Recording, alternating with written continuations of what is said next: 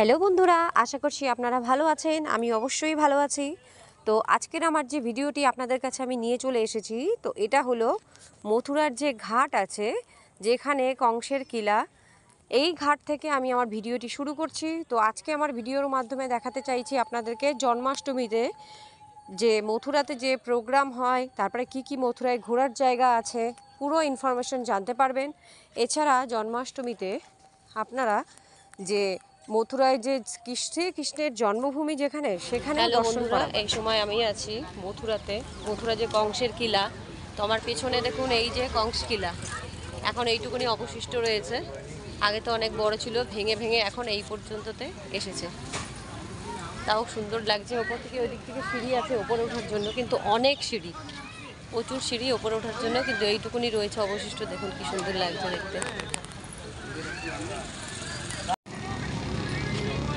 দেখো কংস কিলার সামনে এই দুইজন, একজন শুয়ে আছে আর একজন তার উকুন বেছে দিচ্ছে। কত ভালোবাসা দেখো বন্ধুরা, তোমাদের মধ্যে এত ভালোবাসা আছে, দেখো কত ভালোবাসা। আর এই যে যমুনা নদী, এই যমুনা নদী পার করেই কৃষ্ণ গিয়েছিল বৃন্দাবন থেকে, মথুরা থেকে বৃন্দাবনে। আর ওইদিকে নৌকা বিহার হচ্ছে, কি সুন্দর সিনটা দেখো। আর এই পাশে এরকম গার্ডেন করার, এই সামনে কংস কিলা।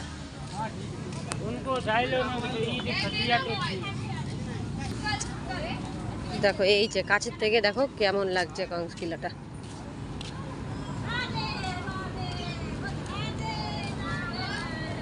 কত বছর, ৫,৫০০ বছর পুরনো, তাও এখনো এতটুকুনি পর্যন্ত অবশিষ্ট রয়েছে। খুব সুন্দর এই জায়গাটি। বন্ধুরা, আমরা এসেছি বিশ্রাম ঘাটে। দেখো কি সুন্দর বানানো রয়েছে, এখানে সব ভিডিও করে। আর আমার এই দেখো নদীর স্রোতটা দেখো, শুধু যমুনার কত জলের স্রোত দেখো। আমার পিছন দিকটা দেখো, সব পুরানো দিনের সব মহল টহল বাড়ি টাড়ি রয়েছে, সব ভেঙে ভেঙে পড়ছে। কি সুন্দর লাগছে দেখতে। কথিত রয়েছে যে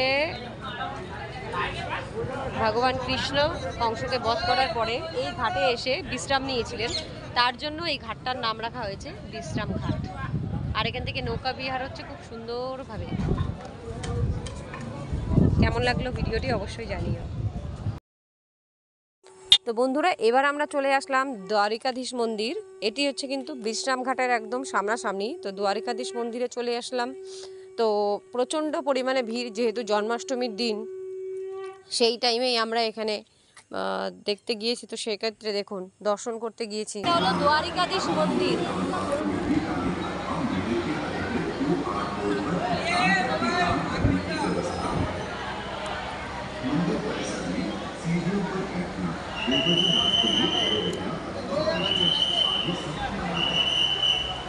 दर्शन करते जाएं एवं मंदिर के निकास द्वारों की ओर प्रस्थान करते जाएं।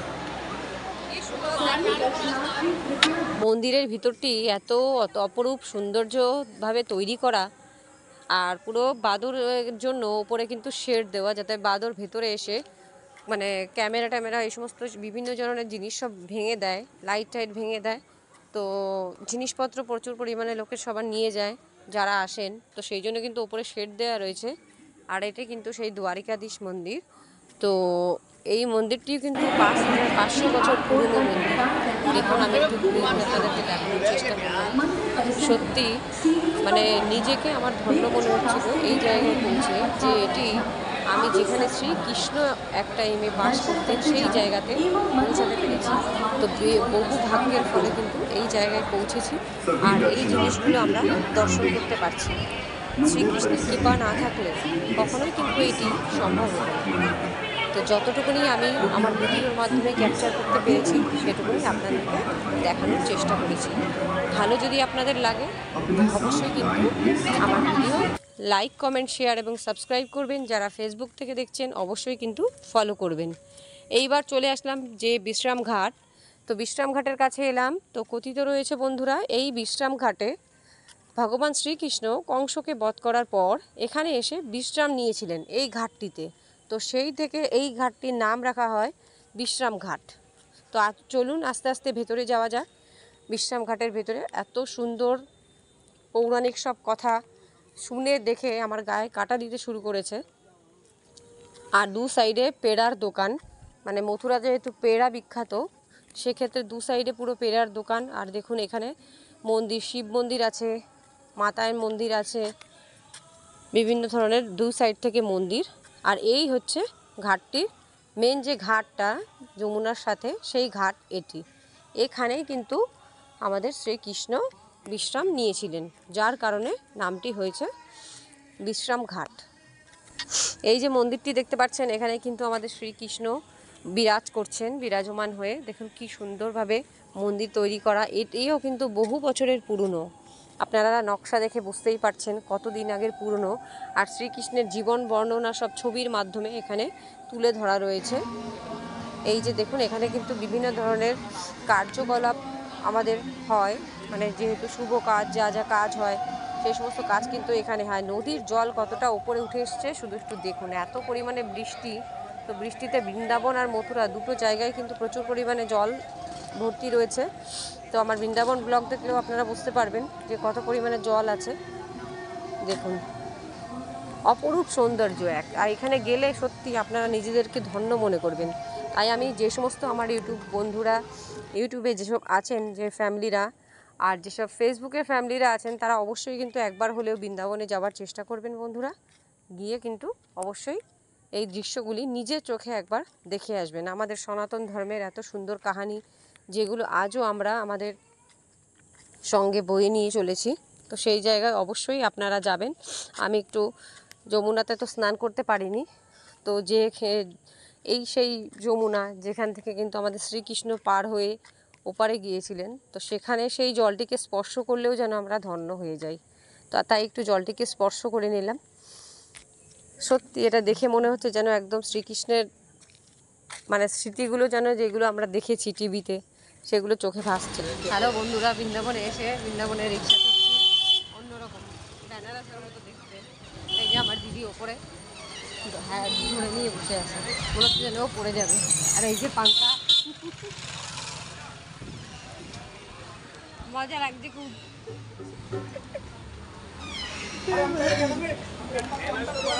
বেনারসের গুলো তো জায়গাই ছিল না, উড়ে যাচ্ছি। মথুরার অলি গলি ঘুরছি। বিশ্রাম ঘাট থেকে জন্মভূমির ওখানে আমরা থাকছি, রুম নিয়েছি, সেখানের দিকে যাচ্ছি।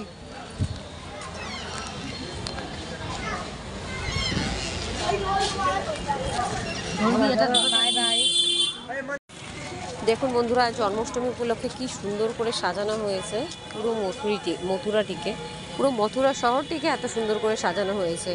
মনেই হচ্ছে, এখানে ফিলই হচ্ছে যে হ্যাঁ আমাদের ভগবান শ্রীকৃষ্ণের জন্মদিন, ওনার বার্থডে বলে কথা। তো সেক্ষেত্রে সুন্দরভাবে তো সব কিছু তৈরি হবেই। দেখুন কত সুন্দর পুতুল, মানে যেরকম বাচ্চাদের বার্থডে আমরা সেলিব্রেট করি, ঠিক শ্রীকৃষ্ণ ভগবানের বার্থডে বৃন্দাবন মথুরাতে একইভাবে সেলিব্রেট করা হয়। এইবার আমি চলে যাচ্ছি আপনাদেরকে নিয়ে শ্রীকৃষ্ণ জন্মভূমি, একদম মথুরা, যেখানে কংসের কারাগার। তো চলুন সেখানে যাচ্ছি। আর প্রচুর পরিমাণে ভক্তের সমাগম হয়েছে, বহু দূর দূরান্ত থেকে ভক্তেরা কিন্তু এখানে এসে দর্শনের জন্য এসেছেন। তো আমরাও অবশ্য দূর থেকেই গিয়েছিলাম দর্শন করার জন্য। তো দেখে নিন এই ভিডিওর মাধ্যমে পুরো শ্রীকৃষ্ণের জন্মভূমি। যেহেতু আমাদের ভেতরে কিন্তু এন্ট্রি করার প্রবেশ নিষিদ্ধ, মোবাইল ক্যামেরা এসব নিয়ে যাওয়া নিষিদ্ধ, তো এগুলো কিন্তু বাইরে রেখেই যেতে হবে। সেক্ষেত্রে ভেতরে আপনাদেরকে দেখানো আমার পক্ষে সম্ভব হলো না। যতটুকুনি সম্ভব আমি আপনাদেরকে দর্শন করানোর চেষ্টা করছি এই ভিডিওর মাধ্যমে। চলে এসেছি একদম সেই গেটের সামনে, যে কংসের কারাগার যে গেটের সামনে। দেখুন এর ওপরে একটি তৈরি করা আছে, একটি রথের ওপরে আমাদের শ্রীকৃষ্ণ বসে আছেন, দুটো ঘোড়া আছে, ঘোড়ার ওপরে চড়ে বসে রয়েছেন। অমায়িক দৃশ্য। হ্যালো বন্ধুরা, কাল হলো জন্মাষ্টমী। তো আজকে দেখো শ্রীকৃষ্ণ জন্ম যেখানে হয়েছিল কংসের কারাগার, তার সামনে দাঁড়িয়ে আছি। কি পরিমাণে ভিড় আছে শুধু একটু দেখো, কত দূর দূরান্ত থেকে সব লোকেরা এসছে। আমরা যেরকম অনেক দূর থেকে এসেছি, ওইরকম বহু লোকেরা এসছে শ্রীকৃষ্ণের এই জন্মাষ্টমী এখানে পালনের জন্য। সুন্দর উৎসব এখানে হচ্ছে। তোমরা যদি সম্ভব হয় অবশ্যই একবার এসো এখানে জন্মাষ্টমীর দিন, খুবই সুন্দর। কেমন লাগলো ভিডিওটি জানিও অবশ্যই।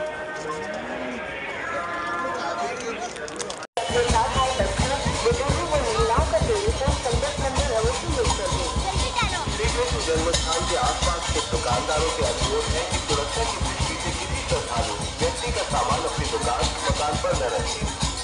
सभी होटल, धर्मशाला, भवन, दुकान स्वामियों से अनुरोध है कि सुरक्षा की दृष्टि से किसी भी श्रद्धालु व्यक्ति को अपनी छतों पर न चढ़ने दिया जाए।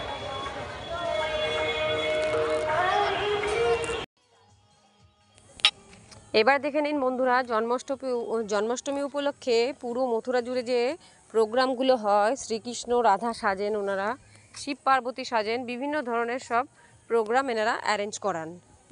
পুরো রাস্তার মোড়ের মাথায় মাথায় এনারা কত সুন্দর করে যে প্রোগ্রাম করেন, সত্যি মানে শ্রীকৃষ্ণের জন্মের টাইমে মানে ওইখানে যদি আমরা যেতে পারি, মানে যখন আর কি ওনার জন্মদিন থাকে, সত্যি দেখলে কিন্তু একদম প্রাণ ভরে যায়। দেখুন কত সুন্দর প্রোগ্রাম হচ্ছে। যেহেতু আপনাদেরকে গানগুলো আমি শোনাতে পারছি না, যেহেতু একটু প্রবলেম হয়ে যায় ইউটিউবে, সেক্ষেত্রে এত সুন্দর প্রোগ্রাম করছে, সেগুলো আপনারা এইভাবে কিন্তু দেখতে পারেন। রাধা সেজেছেন আর শ্রীকৃষ্ণ সেজেছেন, ময়ূর কতগুলি সখারা ময়ূর সেজেছেন, ময়ূর সেজে কিন্তু নৃত্য পরিবেশন করছেন শ্রীকৃষ্ণের গানে। সর্বশেষে দেখুন শ্রীকৃষ্ণ আর রাধা যুগল মিলনের দৃশ্য, এটিও কিন্তু আপনাদের এই ভিডিওর মাধ্যমে দেখিয়ে দিলাম। আপনারা ঘরে বসেই কিন্তু দর্শন করে নিতে পারছেন কত সুন্দরভাবে এখানে শ্রীকৃষ্ণ লীলা বর্ণনা করা হয়।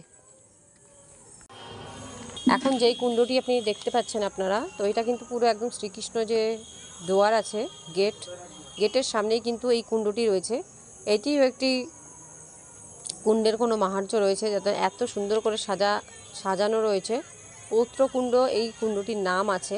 তো কি সুন্দর কুণ্ডটি দেখুন, লাইটিং করে ঝর্ণা লাগিয়ে কত সুন্দর করে সাজানো হয়েছে। তো বন্ধুরা, এই হচ্ছে পুরো ওভারঅল ভিডিওটি। তো এইটি হচ্ছে মথুরার যে মার্কেট, সেগুলো একটু দেখিয়ে দিলাম, যেটি জন্মভূমির সামনেই রয়েছে।